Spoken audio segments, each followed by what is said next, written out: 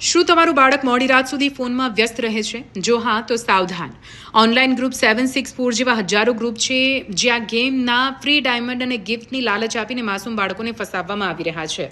બાળકોને લાગે છે કે તેઓ ગેમ રમી રહ્યા છે, પણ હકીકતમાં કોઈ શિકારી તેમની સાથે રમી રહ્યો હોય છે. આ ગ્રુપ કેવા હોય છે? નેગેટિવ હિંસક વિચારધારાને પ્રોત્સાહન આપે છે.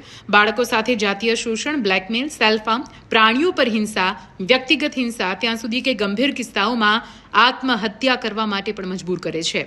અમેરિકાની FBI જેવી એજન્સીઓએ આ ગ્રુપને આતંકવાદી નેટવર્ક જાહેર કર્યું છે. 2021થી ચાલુ થયા છે આ પ્રકારના ગ્રુપ, જે ડાર્ક વેબ પૂરતા સીમિત નથી. ટેલિગ્રામ, ઇન્સ્ટાગ્રામ, સ્નેપચેટ, ટિકટોક અને હવે ગેમિંગ પ્લેટફોર્મ રોબ્લોક્સ અને માઇનક્રાફ્ટ જેવી જે ભારતીય બાળકો સૌથી વધારે રમે છે તેવી ગેમમાં પણ તેઓ સક્રિય થયા છે. આ શિકારીઓ પહેલા મિત્ર બને છે, પછી ઘરની વાતો બાળકોને પૂછે છે અને પછી શરૂ થાય છે ગંદી વાતો અને બ્લેકમેલિંગનો ખેલ. જો તમારું બાળક અચાનક ચીડિયું થઈ જાય, તમારાથી ફોન સંતાડતું હોય, એકાંત શોધતું હોય, જુઠ્ઠું બોલતું હોય, તો સમજી લેજો કે કોઈ મોટી મુસીબતમાં ફસાઈ ચૂક્યું છે. માતા પિતા તરીકે જાગવાની જરૂર છે.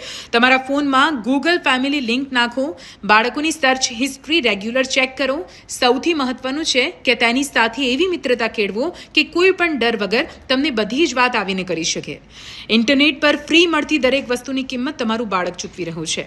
જો કોઈ ઓનલાઈન હેરાન કરતું હોય તો ડરશો નહીં. તરત જ 1930 પર કોલ કરો અથવા cybercrime.gov.in પર ફરિયાદ કરો. તમારી ચૂપકીદી બાળક માટે જીવલેણ સાબિત થઈ શકે છે. યાદ રાખો કે બાળકો સાથે ઓનલાઈન અશ્લીલ વાતો કરવી કે ડરાવવું તે પોક્સો એક્ટ અને IT એક્ટ હેઠળ ગંભીર ગુનો છે. રાહતની વાત એ છે કે આ સાથે જોડાયેલા કોઈ ચોક્કસ ભારતીય કિસ્સા સામે નથી આવ્યા, પણ એનો મતલબ એ નથી કે ભારતીય બાળકો જોખમમાં નથી. આ ઓનલાઈન ગ્રુપ છે, મોટું નેટવર્ક છે, સૂચવે છે ભારતીય યુવાનો માટે પણ ગંભીર ખતરો છે.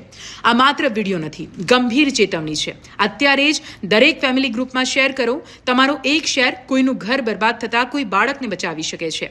જય હિન્દ.